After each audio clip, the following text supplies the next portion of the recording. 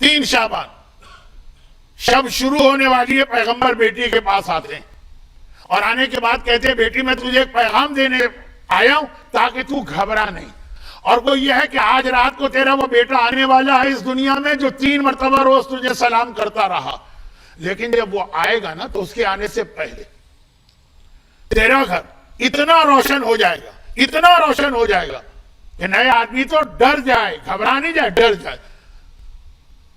اللہ نے جنت میں حور پیدا کی ہے، لعبہ، اور وہ حور ایسی ہے جسے اللہ نے جنت میں اتنا حسن دیا ہے کہ جنت کی ساری حوریں اس کے مقابلے میں بیکار۔ یہ بیکار میرا لفظ ہے، پیغمبر کا نہیں ہے، ان کا حسن ماند پڑ جاتا۔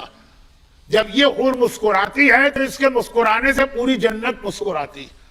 اللہ نے اسے 70,000 محل دیے ہیں اور ہر محل میں 70,000 کنیزیں دی۔ اور پتہ ہے بیٹی اللہ نے اس حور کو یہ سب کیوں دیا؟ کیونکہ جب تیرا حسین اس دنیا میں آئے گا تو اس وقت تیری مدد کے لیے یہ حور آئے گی۔ وہ جو روایت آپ سنتے ہیں نا کہ شہزادی کی ولادت کے وقت 4 عورتیں آئیں اور مولا کی ولادت کے وقت 5 عورتیں آئیں، وہ نہیں آقا حسین کے لیے، تو گھبرانا نہیں۔ اور میں خاندان کی 2 عورتوں کو تیرے پاس چھوڑے جا رہا ہوں۔ ام سلمہ کو بلایا، کہا کہ تم میری بیٹی کے پاس رہو، خدیجہ تو نہیں ہے، تم خدیجہ کی نیابت کرو، اور اپنی پھوپھی جناب صفیہ کو بلایا۔ یہ آج کی رات، یہی 2 دن ختم ہوا، 3 کی رات، اور اب رات گزر رہی ہے نارمل۔ عشاء کے بعد کھانا کھایا، یہ لوگ سو گئے۔ شہزادی تو کھانا نہیں کھاتی تھی، لیکن آرام کرنا اسلام میں بہت اہم ہے نماز شب سے پہلے۔ حتیٰ تو بعض مراجع کہتے ہیں نماز شب پڑھنا بھی غلط ہے اگر پہلے نیند نہ لی ہو۔ یہ ہمارے یہاں کا مسئلہ نہیں ہے، لیکن ایک مسئلہ۔ آدھی رات کے بعد یہ 3 عورتیں اٹھی، وضو کیا، نمازیں پڑھنے لگی، کہ اچانک فجر سے کچھ پہلے پورا کمرہ اتنا روشن ہو گیا کہ روشنی کی وجہ سے جناب ام سلمہ بھی ڈر گئی اور جناب صفیہ بھی ڈر گئی۔ لیکن شہزادی کونین ایک تو ویسے ہی ڈر نہیں، اور پھر یہ کہ پہلے سے بابا بتا گئے۔ واقعاً ایک انتہائی حسین و جمیل خاتون اتر کے آئیں، اپنا تعارف کرایا اور کہا میں صرف اس لیے آئی ہوں تاکہ آقا حسین کی جو ولادت ہونے جا رہی ہے، یہ جو لفظ آج کل استعمال ہوتا ہے ظاہر ہونے جا رہے ہیں، تو میں آپ کی مدد کروں۔ یا کہہ کے بیٹھی تھی کہ ایک پردہ گر گیا، پردہ۔ یہ تمام روایتوں میں ہر امام کی ماں نے یہ گواہی تو دی ہے کہ ایک پردہ گر گیا، اور جیسے ہی پردہ ہٹا، یعنی پردے کا مطلب یہ ہے کہ خود ماں کو بھی پتہ نہیں چلا کہ وہ بچہ اس دنیا میں کس طرح سے آیا۔ پردہ ہٹا تو آقا حسین سجدے میں نظر آ رہے ہیں اور انگلی آسمان کی جانب اٹھی ہوئی ہے اور کہہ رہے ہیں اشہد ان لا الہ الا اللہ واشہد ان جدی رسول اللہ وَأَنَّ أَبِي وَلِيُّ اللَّهِ وَأَنَّ أَخِي وَلِيُّ اللَّهِ وَأَنَّ أُمِّي سَيِّدَةُ نِسَاءِ الْجَنَّةِ۔ دنیا میں آ کے پہلا جملہ حسین کا لا الہ الا اللہ، اور کربلا میں جب دنیا سے جا رہے تھے تو آخری جملہ بھی یہی کہا تھا لا الہ الا اللہ، جسے اقبال نے کہا کہ صحرا کی ریت پر اپنے خون سے لا الہ الا اللہ لکھ دیا۔ لا الہ الا اللہ کہا، اپنے جد کی نبوت کی رسالت کی گواہی دی، بابا کی ولایت کی گواہی دی، بھائی کی امامت کی گواہی دی، ماں کے تمام جنت کی عورتوں کے سردار ہونے کی گواہی دی۔ اس حور نے اٹھایا، جنت کی خوشبو لگائی، شہزادی کی گود میں دیا۔ آخری جملے میرے، لیکن ابھی بھی کچھ باتیں تو رہ گئی ہیں۔ اور وہ حور تو باہر چلی، جناب ام سلمہ اور جناب صفیہ، یہ پیغمبر کی پھوپھی۔ جنت البقیع کی آپ نے زیارت کی ہوگی نا، وہاں ام البنین کے ساتھ جو خاتون دفن ہے ایک ہی جگہ، ایک ہی سمجھئے تقریباً ایک قبر میں، وہ جناب صفیہ، وہ بھی اپنے گھر گئی۔ پیغمبر تشریف لاتے ہیں اور اس کے بعد پیغمبر جس وقت یہ کہتے ہیں کہ لاؤ میرے بیٹے کو میری گود میں دو، بہت مشہور جملہ، اس پر مجھے ایک فقہی مسئلہ بتانا تھا، آج وقت نہیں رہا، انشاءاللہ آئندہ فقہی مسئلہ آئندہ۔ بس جیسے یہ جملہ کہا تو ام ایمن نے کہا کہ یا رسول اللہ، بس میں ابھی بچے کو غسل دے کے لاتی ہوں، بچہ پیدا ہو تو مستحب ہے نا غسل دینا۔ پیغمبر نے مسکرا کے کہا تو اسے کیا غسل دے گی، یہ پاک و پاکیزہ ہے۔ یعنی پیغمبر فرما رہے ہیں جسے یطہرکم تطہیرا کی آیت پاک کر چکی ہے، اے ام ایمن تو اسے کیسے پاک کرنے کا خیال کر سکتی ہے؟ آیت تطہیر نے جس کو پاک کیا ہے، لاؤ بچے کو میری آغوش میں دو۔ اس کے بعد 3 واقعات آئے، 3 واقعات بہت سارے ہیں، 3 اسی دن کی بات کر رہا ہوں، نہیں اس دن نہیں۔ پہلا اس دن، تیسرا 5ویں دن، دوسرا 5ویں دن، تیسرا 7ویں دن۔ اللہ نے آسمان پہ اعلان کیا حسین دنیا میں آ گئے۔ اے جبرائیل 7 دن تک تمہیں مسلسل پیغمبر کے گھر پہ جا کر پیغمبر کو مبارکباد دینا، 7 دن مسلسل جاؤ اور فرشتوں کی جماعت کو لے کے جاؤ۔ یہ تو مجلس کا بہت پرانا جملہ، اس لیے میں اس کو خالی عام طریقے سے دہراتا ہوں۔ فرشتوں سے کہا گیا کہ جاؤ۔ فرشتے کون ہیں؟ آسمان پہ یہ کیا کر رہے ہوتے ہیں؟ واٹس ایپ پہ بیٹھے ہوتے ہیں کہ موبائل پہ بیٹھے ہوتے ہیں کہ آفس میں کام کر رہے ہوتے ہیں؟ یہ آسمان پہ رکوع کرتے ہیں، یہ سجدہ کرتے ہیں، یہ عبادت کرتے ہیں، یہ نمازیں پڑھتے ہیں، یہ ذکر خدا کرتے ہیں۔ ان کا ایک ہی کام ہے آسمان پر۔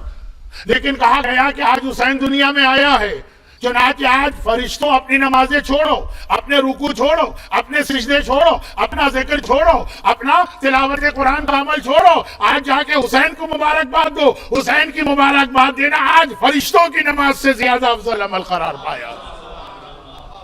لیکن ہماری آپ کی نمازیں تو آج بڑھ جائیں گی نا کہ اللہ نے ہمیں اتنا بڑا تحفہ دیا ہے۔ اب یہ جو 7 دن جبرائیل آئے، 70,000 ملائکہ کو لے کے آئے۔ بعض روایتوں میں اتنے سارے ملائکہ کی خواہش تھی پیغمبر کو مبارکباد دینے کے لیے کہ اللہ نے پھر ان کے گروپ بنا دی۔ 7 دن جبرائیل کو اس لیے بھیجا کہ آج ان 70,000 کو لے کے جاؤ، یہ 70 لاکھ، آج ان 17 لاکھ، آج یہ 70 لاکھ، یہ آتے رہے۔ اس میں 3 واقعات پیش آئے، جن میں سے ایک واقعہ بہت مشہور ہے، 2 اور بھی ہیں۔ مجھے اس کو ذرا تفصیل سے بیان کرنا تھا لیکن آج وقت نہیں ہے، تو اشارتاً، اور اس کے بعد ایک آخری بہت اہم بات اشارتاً، وہ کیا؟ فطرس۔ اب جب بھی جبرائیل آتے ہیں تو جبرائیل کا آسمان سے آنا عجیب کیفیت ہو جاتی ہے، زمین و آسمان کے کیسا نور، ایک ایسی کیفیت کہ عام انسان کو محسوس نہ کرے، فرشتے محسوس کر لیتے ہیں۔ تو اسی میں فطرس نے دیکھ لیا، واقعہ مشہور ہے، مجھے بیان نہیں کرنا۔ اچھا ایک جملہ میں عرض کر دوں، اس پر کبھی اور محرم کی مجلسوں میں یا رمضان کی مجلسوں میں بات ہوگی، کیونکہ اس کے علاوہ تو میرے پاس بڑے بڑے موقع جشن کے ہوتے ہیں، اس میں موضوع سے ہٹنا اچھا نہیں۔ فطرس گناہگار، فرشتے گناہ کر سکتے ہیں؟ ایک سوال ہے، فرشتہ گناہ تو نہیں کر سکتا۔ صرف اشارہ کر رہا ہوں کہ بعض علماء کا ایک جواب، اپنی تفصیل نہیں بتا رہا، وہ یہ ہے کہ اللہ نے فرشتوں بعض غیر فرشتوں کو بھی شامل کر کے فرشتوں کا حصہ بنا دیا، جس کی سب سے واضح مثال شیطان ہے۔ خود قرآن کہہ رہا ہے کہ ابا واستکبر وکان من الفاسقین، کہ یہ فاسقوں سے ہو گیا، لیکن کیوں؟ کیونکہ اس نے سجدہ نہیں کیا۔ اور یہ بھی قرآن نے کہا وہ جن تھا، کان من الجن، وہ جن تھا۔ قرآن کہتا ہے شیطان جن تھا، تو حکم تو اللہ نے فرشتوں کو دیا تھا سجدے کو، شیطان کو تو یہ حکم ملے گی نہیں، وہ تو فرشتہ ہے ہی نہیں۔ نیشنلٹی دے دی جاتی ہے کبھی کبھار باہر والوں کو بھی۔ یہ ہے مسئلہ کہ کچھ جن ایسے تھے، بہت زیادہ نہیں، اتنے معمولی کم، ان کو فرشتہ ہی اللہ نے ڈکلیئر کر دیا کہ تم فرشتے نہیں ہو لیکن فرشتوں میں رہو، اور جو فرشتوں کے لیے حکم آئے گا وہ تمہارے لیے بھی آئے گا۔ اب یہ میں بحث میں پڑھے بغیر ایک چھوٹی سی بات کہہ رہا ہوں، فطرس۔ اچھا فطرس پر یہ عذاب کیوں آیا؟ کیونکہ ہر ایک کو پتا ہے فطرس کا واقعہ پڑھ نہیں رہا ہوں، اسی لیے تو آئے نا کہ ایک دن اس نے اپنے آپ پہ فخر کر لیا تھا۔ یہ خود بتا رہا ہے یہ بات کہ یہ اصل میں فرشتہ نہیں تھا، شاید جن تھا۔ فخر کیا، مجھ جیسا کون ہوگا کہ میں فرشتہ نہیں ہوں لیکن فرشتوں کے ساتھ شامل ہو گیا، فرشتوں سے بھی بہتر ہو گیا۔ اللہ کو تکبر پسند نہیں ہے، چاہے دولت پر ہو، چاہے خاندان پر ہو، چاہے عبادت پر ہو، چاہے علم پر ہو۔ بس یہ پسند نہیں آیا کہ تمہیں تو اتنا بڑا عہدہ دیا گیا، فرشتوں کے ساتھ رکھا گیا، تم تکبر کرنے لگے، چنانچہ اس کے اوپر عذاب آیا اور اس کو پھینک دیا گیا۔ اب صرف ایک جملے کے لیے میں نے یہ چند جملے کہے، ورنہ وقت بالکل نہیں ہے، آخری جملے سنی۔ اب یہ پڑھا ہوا ہے اس جزیرے میں، آپ نے سنا ہے فطرس آیا، اور آنے کے بعد جبرائیل پیغمبر کی اجازت سے اس کے جسم کو آقا حسین کے جسم سے مس کرتے ہیں، اور بالوں پر پیدا ہوئے، جیسے ہی اس کو دوبارہ بالوں پر یعنی پر وہ ونگز ملے، وہ آسمان کی جانب اڑتا ہوا گیا اور ایک جملہ کہتا ہوا گیا، مثلی من انا عتیق الحسین۔ ارے مجھ جیسا آج کون ہوگا، میں تو وہ ہوں جسے حسین نے آزاد کیا۔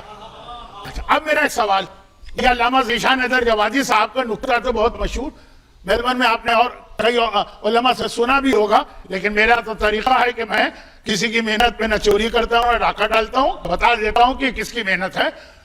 علامہ ذیشان دہلوی صاحب اکثر یہ جملہ ابوظہبی میں پڑھا کرتے، دودھ کا جلا چھاچھ بھی پھونک پھونک کے پیتا ہے نا، اور سانپ کاٹ لے کسی کو تو وہ رسی بھی اس کو نظر آئے گی تو ڈر جاتا ہے سانپ نہ ہونا، یہ ہوتا ہے نا۔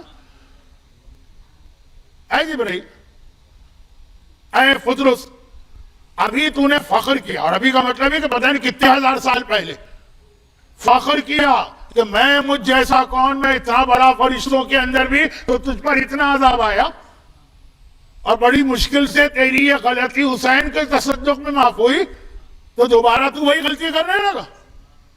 مجھے میں نے 2 دن پہلے مجلس میں کہا بائی پاس کا آپریشن اس لیے تو نہیں ہوتا نا کہ آپ مغز والی نہاری اور پائے اور پراٹھے کھانے لگے، ابھی ابھی تو تیری غلطی معاف ہوئی اتنی مشکل سے، فخر کی وجہ سے، اور دوبارہ تو کہنے لگا مجھ جیسا کون ہوگا۔ تو فطرس کہے گا یہ پورا جملہ تو سنو، میں نے خالی یہ نہیں کہا مجھ جیسا کون ہوگا، میں نے کہا انا عتیق الحسین، میں وہ ہوں جسے حسین نے آزاد کیا۔ اپنی ذات پر فخر کرو تو عذاب خدا کے حقدار، اور حسین سے نسبت پہ فخر کرو تو رحمت خدا کے حقدار۔ میں نے نسبت حسین سے دی ہے، جو حسین سے اپنے آپ کو ملا دے اب اسے حق ہے فخر کرنے کا، جتنی بار بھی فخر کرے۔ لیکن پہلے دن فطرس، 5ویں دن سلسائیل، سلسائیل بھی ایک ایسے ہی فرشتہ، اس پر بھی عذاب، وہ بھی پڑا ہوا تھا ایک جگہ پہ، اس کو اٹھا کے لائے جبرائیل، جب وہ روزانہ آ رہے ہیں 5ویں دن آئے، سلسائیل اٹھا کے لائے، اور وہ ایسا تھا گوشت کا لوتھڑا، یعنی یہ لفظ بتا رہا ہے گوشت کا لوتھڑا، روایت کا لفظ ہے، پر تو چھین لیا گا کہ یہ وہ فرشتہ نہیں ہے گوشت کا لوتھڑا، لفظ بتا رہا ہے کہ یہ فرشتہ نہیں ہے۔ تو وہی جو ایک اعتراض تھا میں نے اس کا جواب اشارتاً دیا۔ خلاصہ یہ ہے کہ پیغمبر نے کہا کہ اس کو حسین کے گہوارے سے مس کر دو، گہوارے سے مس کیا، بالوں پر پیدا ہوئے، وہ ہو رہا۔ 7ویں دن جو جبرائیل آئے تو دردائیل، یہ الگ الگ نام ہے، فطرس، سلسائیل، دردائیل، وہ ایک فرشتہ، اس کے اوپر بھی کہیں عذاب تھا، وہ کسی جزیرے میں تھا، ہر مرتبہ جبرائیل الگ راستے سے آئے، اس کو اٹھا کے لے آئے، نہیں اس کو اٹھا کے نہیں لائے، اس پر تو اللہ کا بڑا سخت عذاب تھا، اس نے تو اللہ کے قدرت پہ شک کیا تھا، وہ واقعہ بہت دلچسپ ہے لیکن ٹائم نہیں ہے، وہ وہیں رہا۔ جبرائیل نے آ کے کہا یا رسول اللہ وہ دردائیل وہاں پڑا ہوا، اور اتنا کمزور ہے کہ اٹھانے کی بھی ہمت نہیں ہو رہی، ڈر لگتا ہے نا، بعض بوڑھے لوگ اتنے کمزور ہوتے ہیں، ڈر لگتا ہے ان کو اٹھا کے یہ ٹوٹ نہ جائے، تو وہ جبرائیل کہہ رہا ہے اٹھانے کی ہمت بھی نہیں۔ پیغمبر نے حسین کو گہوارے میں سے نکالا، اور جدھر جبرائیل نے بتایا تھا کہ دردائیل ہے، اس کا رخ کر کے کہا خدا بندہ میرے حسین کا واسطہ، اس کی غلطی کو معاف فرما، اور ادھر یہ جملہ کہا، ادھر دردائیل اڑتا ہوا مدینے میں آ گیا، یا رسول اللہ آپ نے دعا ادھر مانگی اور ادھر اللہ نے میری ساری غلطی معاف کر کے سارے بالوں پر واپس کر دیے۔ اب یہ 7 دن میں ہو سکتا ہے 7 واقعات پیش آئیں، مجھے تو 3 روایتیں ملی، اس میں 3 پیغام ہیں، یہ ایک جیسے واقعات نہیں ہے کہ آپ نے کہا آقا حسین وہ ہیں کہ جن کی اتنی فضیلت ہے کہ جن فرشتوں پہ عذاب آیا وہ 3 فرشتے تھے، اللہ نے ان کا عذاب دور کیا، نہیں، اس میں 3 پیغام دیے۔ کیا پیغام دیے؟ کہا حسین کی عظمت کو پہچانو، پہلا فرشتہ حسین کے جسم سے مس ہوا تو اس کے سارے گناہ معاف ہو گئے، دوسرا حسین کے جسم سے مس نہ ہوا، فقط تبرکات سے مس ہوا، وہ گہوارہ جس میں حسین ہے، حسین کا جسم نہیں ہے، پیغام دیا کہ خالی حسین نہیں، جو چیز حسین سے نسبت رکھے وہ تمہاری دعائیں قبول کرواتی ہے، حاجتیں پوری کرواتی ہے، چاہے وہ یہ زری ہو، چاہے وہ علم ہو، چاہے وہ تابوت ہو، چاہے وہ زلجنہ ہو، کہ جو بھی حسین کی تبرکات ہیں۔ اور تیسرا پیغام کیا تھا؟ ارے اگر تبرکات تک بھی نہیں جا سکتے، حسین تک بھی نہیں جا سکتے، تم وہاں ہو، حسین یہاں ہے، یہاں بھی حسین کے وسیلے سے دعا کرو تو سینکڑوں میل دور کا فاصلہ رکاوٹ نہیں بنے گا، جہاں یا حسین کہو گے تمہارے سارے مسئلے حل ہو جائیں گے۔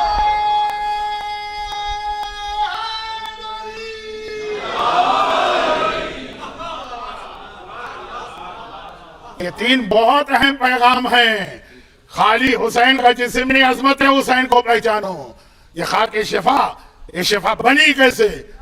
حسین سے مس ہونے والی چیز، حسین سے نسبت رکھنے والی چیز، ارے خالی حسین کا لفظ تمہاری زبان پہ آ جائے۔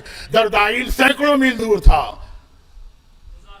حسین کا سکہ چلتا ہے اس کائنات میں. اب یہاں حیدرآباد دکن کے کچھ مومنین نظر آ رہے ہیں. وہاں یہ دورے کے مجالس میں ایک واقعہ بہت پڑھا جاتا ہے نا کہ علامہ ہلی کو ذرا شک ہوا کہ 90 حجوں کا ثواب ایک زیارت میں کیسے ملے, تو بادشاہ کا واقعہ اور بڑھیا کا واقعہ, اور اس نے بکری ذبح کی, اور یہی آخری پیغام امام زمانہ کا تھا. واقعہ امام کا ہے نا کہ جو کچھ بکری کے پاس تھا اس نے خدا کے لیے قربان کر دیا. اب جو کچھ خدا کے پاس ہے مالک خدا ہے, خالق خدا ہے, رازق خدا ہے, رب خدا ہے, الہ خدا ہے, معبود خدا ہے, مسجود خدا ہے. لیکن احسان فراموش نہیں ہے, خدا قدر کرنے والا ہے. حسین نے میرے نام پہ سب قربان کر دیا, اور میں حسین کے نام پہ ہر ایک کا مسئلہ حل کروں گا, چاہے وہ آج کا مومن کیوں نہ ہو. نام حسین ہی کائنات کو چلا رہا ہے.